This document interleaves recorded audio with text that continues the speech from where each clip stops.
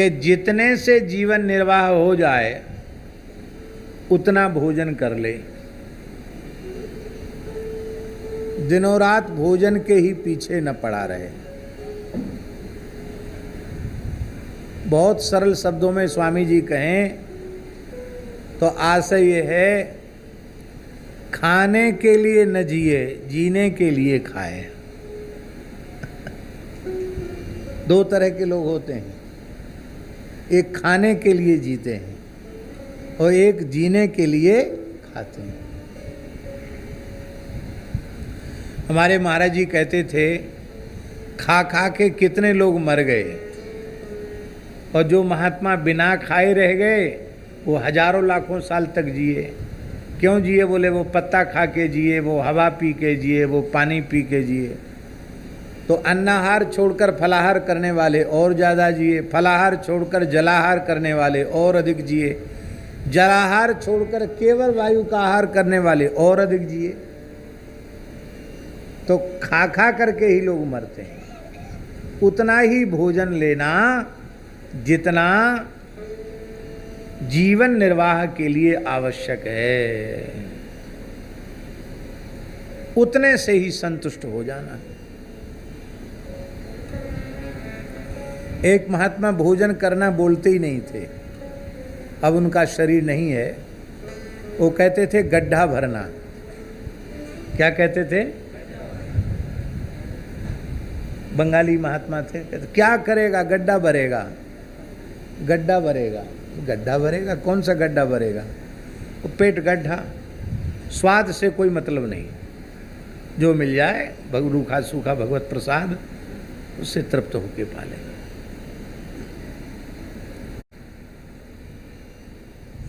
बहुत से लोग कहते हैं हम फलाहार करते हैं और उनका फलाहार अन्नाहार से 10 गुना ज़्यादा मूल्यवान हो जाता है।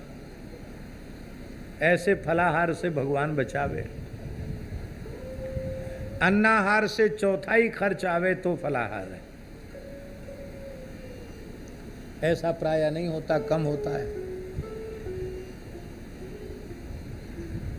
हमारे पूज्य गुरुदेव पहाड़ी बाबा महाराज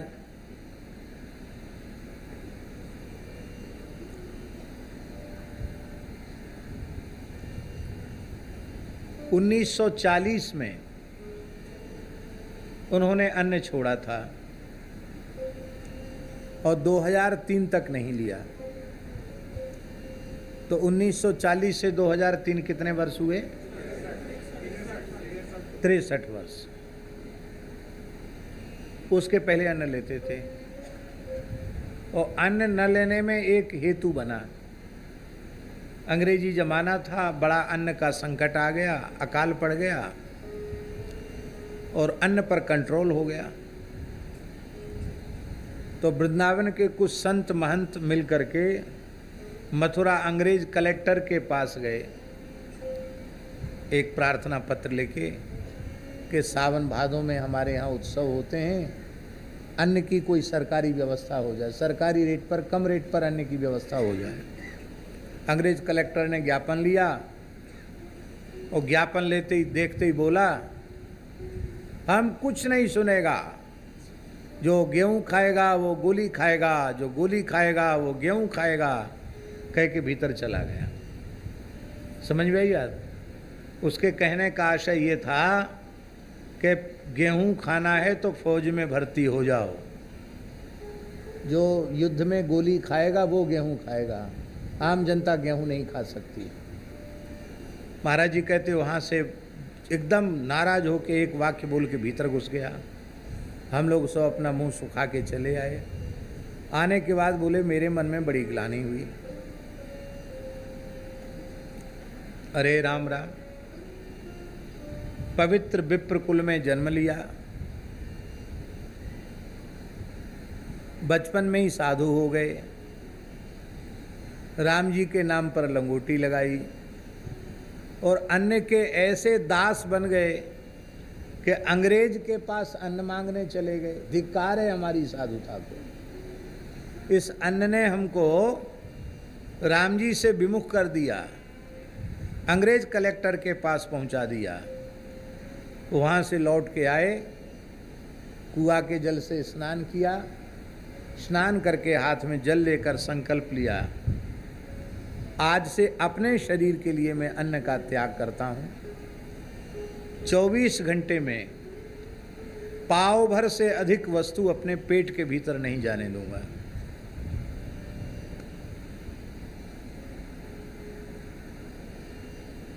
और यही नियम उनका आखिरी तक चला। फलाहार क्या करते थे? जो भगवान को भोग लगती है साग, उसी सब्जी को एक छट इतना ले लेते थे, बस इतना सा। एक नारियल का छोटा सा पात्र, वो 250 ग्राम का 100-150 ग्राम साग, बस।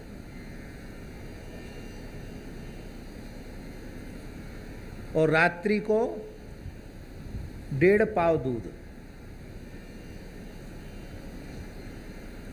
तो आहार तो वो एक प्रकार से 250 ग्राम भी भीतर नहीं जाने देते थे। चाय पीते थे 2 बार, उसमें घी डाल के पीते थे। हमको लगता वो घी ही उनको शक्ति देता था।